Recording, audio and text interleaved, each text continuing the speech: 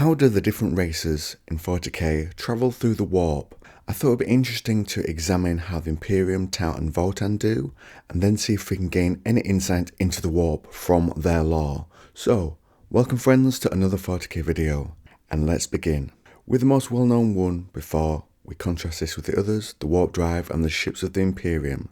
Rogue Trader tells us the warp is the medium through which faster than light ship travel between the stars can take place. The Imperium uses a warp engine to do this. When you're in the warp, it's a flip side to the Imperium that has similar points and places on both, but the warp is like a river, always moving. Going through the warp is a shortcut to move quickly across the galaxy. Even with that happening, the same distance would take much longer in real space. The longer the jump, the more the risk you take. Coming out, not where you wanted. Another little element here is, once you're there, you're not touched by time. There is no time in the warp. It pauses when you enter. You undertake your journey, and when you come out, that's when you know how long your journey has actually been. This is due to the eddies and flows of the warp. The measure of distance and time can vary. You might take so long on your journey. The governor you're hoping to meet on that planet is now a different governor because the previous one has lost his role. Or you come out of the warp before you entered it. So there is a very high risk, but also a high reward.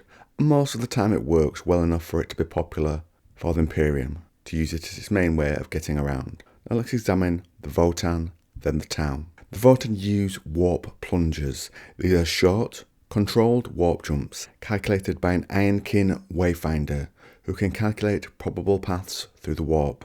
And during them, the kin can harvest energy from the Imperium or even board space hulks for salvage. Their dull soul signatures in the warp, meaning they can take that time, where a ship of the Imperium might move quicker to not attract demons with its brighter soul lights. Travelling in plungers takes longer than the vast warp jumps made by humanity, but it ensures the kin arrive there and when they intended almost every time, so highly reliable but less risk. For the Tau, let's look at their failed and new warp travel technology.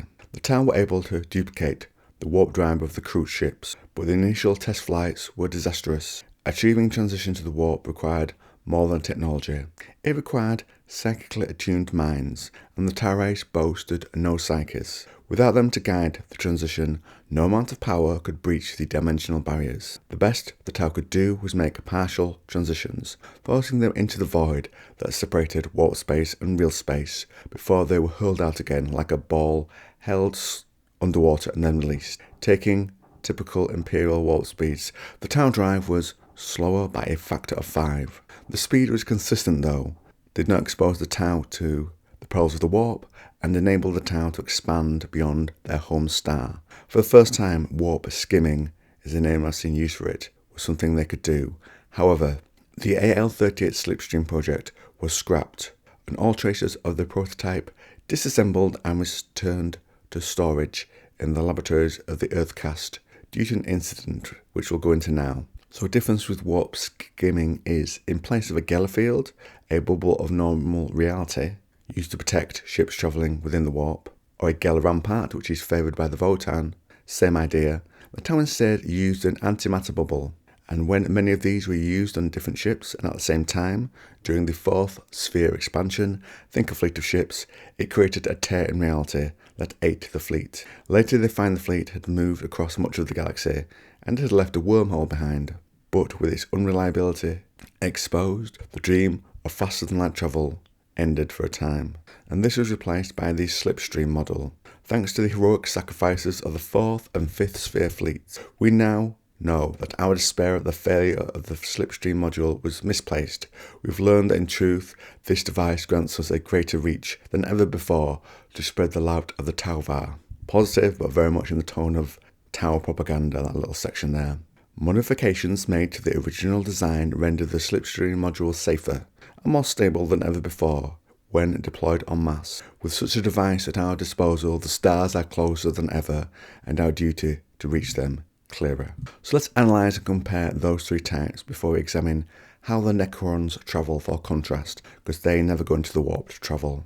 Now it seems clear that the deeper you move into the warp, the more you risk the effects of time flowing in an unknown way and coming out at a different place to where you want, but also the greater the reward and distance you can cover across the galaxy. But you are gonna want to spend as little time in there as possible. For the Votan, the plungers seem reliable and more at leisure, but the depth limited them, and the Tau have that mention of the void between the Imperium and the Imperium they can push into before being bounced out, which is something I don't hear mentioned a lot, but it has been mentioned from time to time.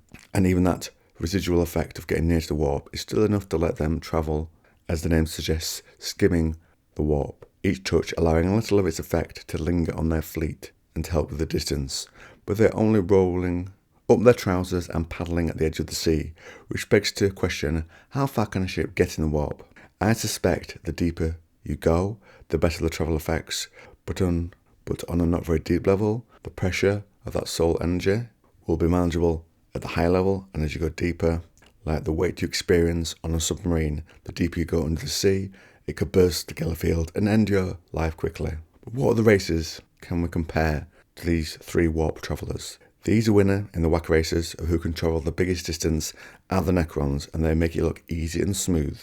With their inertialess drive, they step from one part of the galaxy another from the 3rd edition codex, armed with the weapons of godlike power and ships that could cross the galaxy in the blink of an eye. The Necron tier stood ready to begin their war anew. The limits seemed to be the power they could use to do this. From Hellforged, the Necron fleet tore the heart out of a star. It was an old star, fat and red, a lumbering giant that stood as a relic of a time before the clouds of the veiled region had gathered.